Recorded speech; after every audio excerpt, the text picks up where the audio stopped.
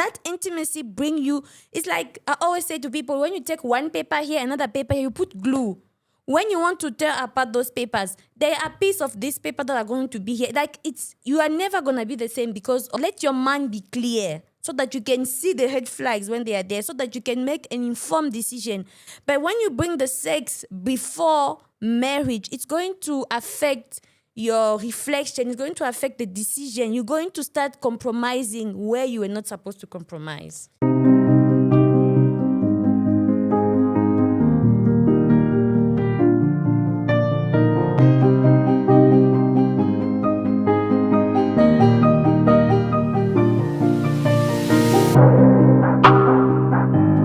Can I take you back to your 15-year-old, 16-year-old self? Because I think we just need to take a step back. Yes. And talk about it. As I'm listening to you, I'm imagining you as a 15-year-old and 16-year-old. What did you understand by dating at that age? I grew up, and even my husband likes saying it, you are very different. Like maybe you're weird or what. But the grace that I also got is because when I grew up, my mom was the type of mom where she won't shine away from those topics. And then my mom, she dated the world way, where it's like she did not wait until marriage. And she had her first child, I think, when she was in grade 11, you see. Okay. So that experience, so by the time she found the Lord, and then she met my father, and then they got married, and then here I am. I'm her first daughter, but her second child. Okay. So she was not shying away from the topic. She would tell me, you know what, you need to do this right. This is what God is teaching us. Wait, it's better to do it like that. So growing up, I already had those conversations with my mom. So by the time I'm 16, and also I met the Lord personally when I'm 14. Okay. You see, and really, sis, even from 13, 14, I always had that desire in my heart that God, like, I want to honor you also with my body. And also, I grew up with that. I used to have that stigma of that picture that one day I'll be in the mall, and then here I'm walking with my husband, and then here is my ex coming. And then what am I going to do? Am I just going to pretend? Should we tell you what we do? So that image. Should we tell you what we do? Yes.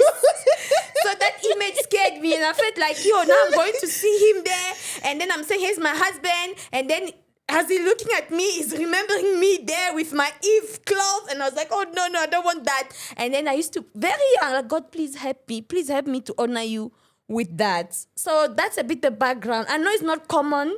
So sometimes a part of me feels like, I don't know, maybe God just blessed me with that thing, or my mom talking to me about sex from a very young age, and always, and like she said, look at my experience. I'm looking at your husband with my side eye, and I can see the pride of saying that I got to them. Yeah, I can see that pride. So it's the background. Okay. Before I could understand for myself, before I could get to know God for myself, and now make my own decision and stand on that and pray for the Holy Spirit to help me, I think my mom, carried me, and So you at a young age, you had said, this is how I want to carry myself. Yes. I want to get into marriage where I have not had anybody else. My husband, the first person I'm going to date, I pray to God that is my husband. Exactly. But in that, and I'm going to be coming to your husband because he can tell me a story, I'm sure, and I have. In that, as you were praying for that and praying to God for that,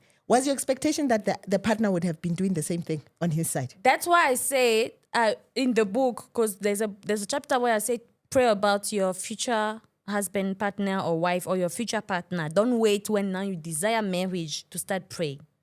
And that's something I used to do. And then I used to pray for me, and even for my husband to be, not knowing he's there in South Africa. I used to pray, God, help me to wait and help him to wait. And then when I met my husband, he said he waited until he was 21? 20. My aim was 21. Yes, until he was 20. And then I remember there's a time where I stopped praying for my husband to be in that way. So when he told me that, I was like, it's because I stopped praying. Can we come to Mr. Husband? To Mr. Happy. Yeah. So, when are you got the pure one? Yeah. Yeah. How does it feel? Well, you know what? Um, I mean, my way of trying to keep pure or trying to wait, because with me it was not necessarily trying to keep pure. I didn't even know too much about it. I mean, when they're preaching in church, like you were saying earlier, you go to Methodist church. Yes. That was my grandmother's church and therefore our family church. Yes. Because I grew up with my grandmother. So when we go to church, sometimes we hear those scriptures being mentioned, but they wouldn't really touch on it extensively the way her mother would sit her down and explain it. Okay. So I knew that people were not supposed to have sex before marriage, but it felt like some old rule that is like maybe back in the days of Jesus, that type of thing. And anyway, around me, people were You were doing things. dating. Yeah. So dating was just, but what was dating for you? Because Yeah, I mean- she explained her dating is, I mean, dating was being intimate in every way possible. not the way your Not the mentor way she understood it. So Okay. when I was waiting, it was because my mother and dad had me when they were very young. Okay. I think they were 20 and they were still maybe in matric or so. Okay. And then obviously because my mother was young and then she had me and then she still has to look for work after going to varsity and all that, I was then left with my grandmother to grow up with my granny. And there were a lot of us there. So granny couldn't give us affection the way maybe she would have if it was only just one child. person, yeah. All Yeah. the stuff. Yeah. My dad wasn't there. And then after some years, there was in a point where we completely lost contact with him. We didn't even know where he was. Okay. So that childhood told me that, no, I don't want this for myself or for my kids. Okay. So I'm going to wait up until I'm of age, like I understand sex and how to prevent and do all these things so that I don't have a child before marriage. So my aim was So just... yours was not about the religious part of it. It was Yes. just about saying, I want to Spirituality, wait everything, and nothing. see and be able to take care of the family. That was Yeah, why like you I were want my waiting. kids in a lawfully wedded house. That Okay. was my yes, thing. Yeah. That was your thing. Yes. Okay, and for you, that would have been so you were looking at it from an age perspective. Yeah, so I thought, okay, at 21, they say we become adults at 21. Okay. So I was like, okay, when I'm 21, I'm sure I'll figure this thing out. Okay. So I'm not going to do anything until I'm 21. And I remember in high school when my friends were dating and having sex and telling me how wonderful it is and all that. And then they'll be like, what's wrong? What's wrong with like, you? Why aren't you doing something? I'm like, no, this is my vision. Hey, they'll laugh at me. But I wasn't even moved. Like, I wasn't embarrassed or anything like that. For me, it was like, as long as I don't do what my mom and dad did, I'm good. I'm good. So you're waiting for both of you. The waiting was from a different perspective. Yeah, That is quite definitely, interesting. yeah. So you were not really as religious as your wife is at that point in time. You were going to church because, like a lot of us who grow up in the African households, we become Christians by default because every Sunday we go to church, Yes. but not really understand it. It's quite interesting. And at what point did you really get to understand, to get into this Christian life and understanding what the Christian life requires from you in terms Yeah, I of mean, dating? it was when I started going to charismatic churches, right? So in my family, my mother was the first person in the family to become born again, Okay. right? And I mean, when I was young, she once sat me down and explained the whole thing to me. Even led me to Christ, but I was young, so I didn't You really. didn't get, yeah. So now, when I was in varsity, it was not a new thing to me, Okay. as opposed to other people from Methodist Church who've never At all heard of that thing, and then yes. now they're hearing it for the first time from some guy preaching on the street in Pretoria. Yeah. With me, when I'd hear those guys, I'd be like, I've heard my mom talk about this, and I know one day I must do it because she did it. That thing of just like, Okay. I love my mother and I like the way she's been carrying Plant the herself. seed. So one day I'm gonna have to become this thing that she has become. But for now, I just want to have a good time and enjoy myself with my friends. But I'll get there. But I'll get there. I'll get there. I just hope God keeps me so that I don't die before. Because my mother told me if you die before this thing, you're going to hell. Yeah. So it was coming from Bear's perspective. And then when I was in Sunnyside, funny enough, the first person to take me to the church where I eventually met my wife was my ex-girlfriend. So you were dating when at that time? Yeah, I mean, I dated in my second year. Okay. How old were you? I was 20. You were 20. Yes, Okay. I was 20. Okay. And then obviously I became sexually active at that point. So I missed my target by 1 year. But remember, because of the reasoning behind the target, it was like, oh, I was almost there, so So it's not a unaided, big deal. actually, it's not such a Yeah, big deal I mean, I'll because I was just 20. use a condom. Yeah. You know, she can be on the medicine to prevent and Yeah. all those things. We'll be fine, you know. And then that was the thinking behind it. But funny enough, when I first went to the church, at the time I didn't know the name of the church. She just said one day, let's go to church. We went there. And then later on, I think maybe 3 or 4 years after that, then I went to the same church by myself. And then when I was there, I was like, I've been to this church before. And this is the Look person at who brought me, God. you know. Yes. And then I liked the church while I was staying in Pretoria. And then when now I was done with my, because at the time I was doing an internship, I was already done with school. Then I got a job in Midrand. And then when I came to Midrand, at first I didn't think about looking for a church. Sometimes I'd go with other people to their churches. At some point, I even started dating here in Midrand, and that lady would take me to her church. And then when she was taking me to that church, then I was like, oh, there's a church back in Pretoria that I liked. Hey, it made Let an me impression. try and find out if it's here. And then around the same time also, when I'd be in my room sleeping, I'd feel like, no, man, something's wrong with my life. There's something missing. And I feel like somehow I'm in danger, you know, like especially when I'm about to sleep, switch off the lights, it's dark. I feel like I'm not alone, you know, like there's some funny presence. And I was like, no, I need to go to church.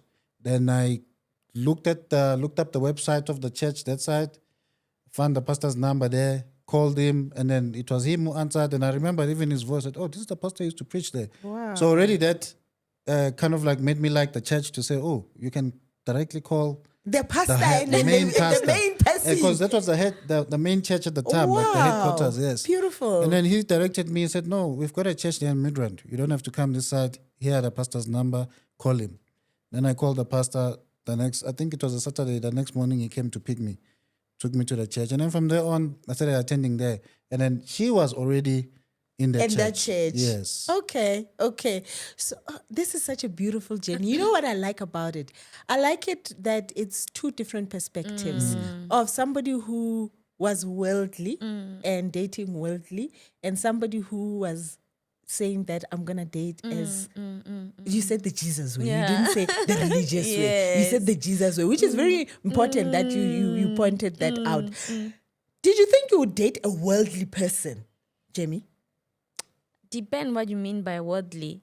Somebody who had dated worldly and had experienced dating in a different way to the way you were looking at Yes, it. I was open to that. That's why even when I stopped praying, remember when I grew up, I used to pray for myself to wait and my husband to wait, you know. But then I had a friend at that time who was like, no, if you marry a man as a virgin, it's not nice. I mean, what is he going to teach you? And so she influenced me in that way. That's why I stopped praying. You know? Is that why you stopped Yes. praying? And is this why the 20 years comes in? That's my conclusion. So I think somehow in the back of that's why I'm saying the religious way, because growing up I used to think only girls must be virgins, and then it's okay or it's allowed for men not to be virgins. Do you still have that belief? No. And even in the book, you know, and after giving birth to a son myself, I'm even more stronger about it. You know? So yes, I think I had that in the back of my head that yes, he may not be a virgin, he may be someone who has experienced, you know, life before. But one thing I used to still keep in my heart and even praying, it was, God, give me a man who will love you more than he loves me. Amen. That's a prayer I never stop. Amen. Like, I want him to love you, because if he loves you, Jesus, he will be able to love me. You see. So at the end of the day, I had that in the back of my heart. As long as he loves Jesus more than he loves me, then I'm fine. Then you're okay. Yes. Okay. And when you met your husband, you had been going to this church for how long?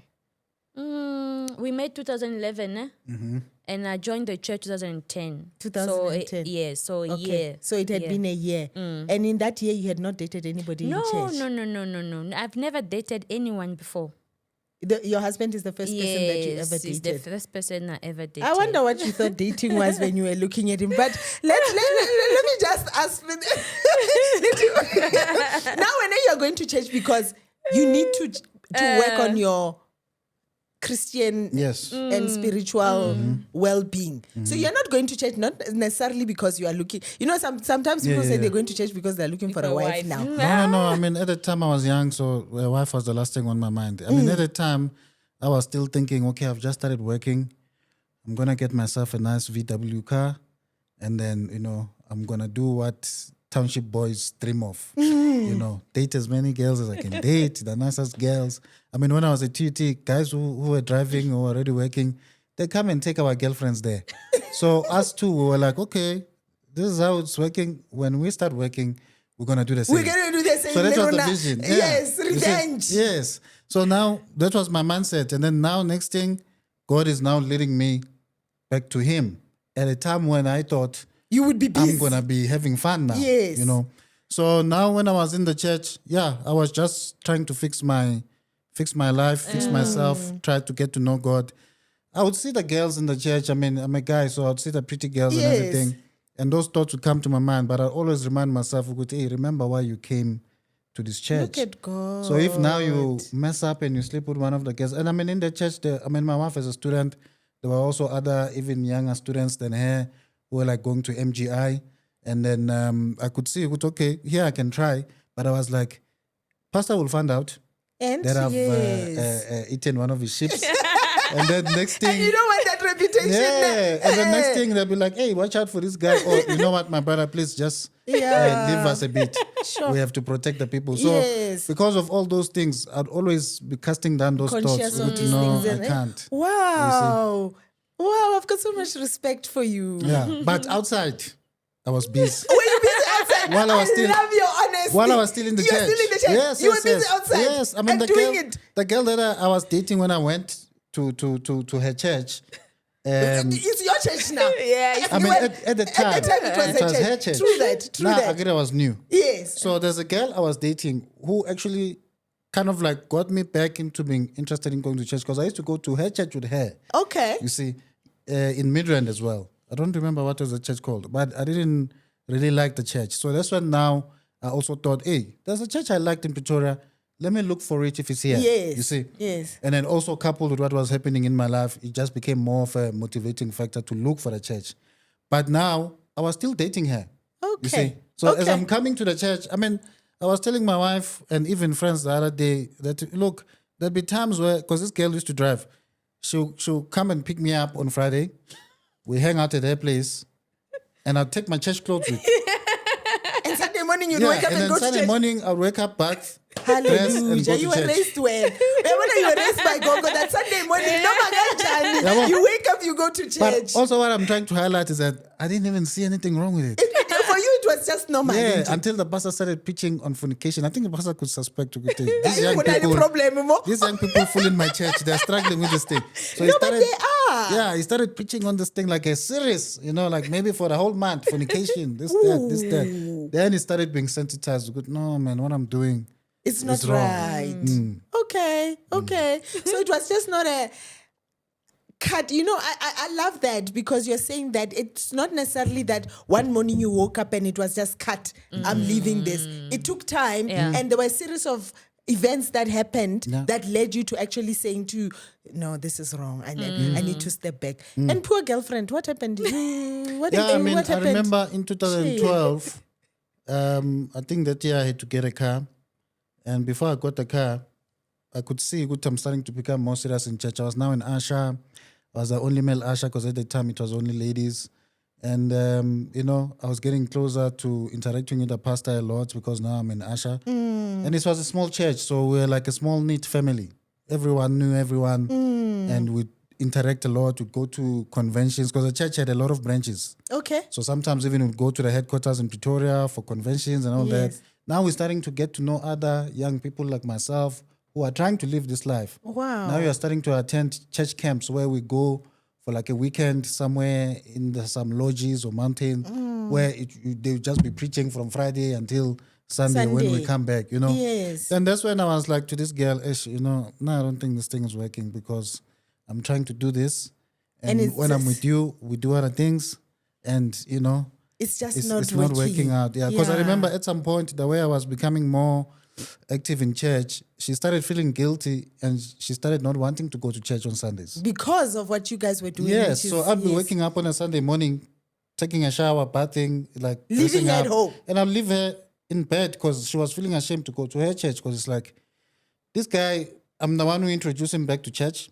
Now he's becoming serious in his church, but he's still somehow because I think she was a bit more mature than me at the time, so she knew that fornication and all these things are wrong. So it was making her feel guilty to wake up that Sunday morning and go to church as if nothing happened. Meanwhile, with me, because I was still in the process of understanding this thing, I could find it in myself to wake up and go to church and then bear the message about fornication and all that, and then go back to fornicating again. You know? Ulet, I love that. I love that you're so honest. But eventually you then got to understand that it was wrong, and you got Yeah. to understand that you need to now, Yeah. you know. Yeah, because I remember having to have that conversation with her, and she was quite mature about it. She got it because she knew Yes. she knew what it was she about. Knew it. Yeah, You she see? understood. So she was understood, like, yeah. okay, Yeah, you that know, is she didn't so- even make it a big deal. She was like, okay, I get you, it's fine, you know, and then that was it.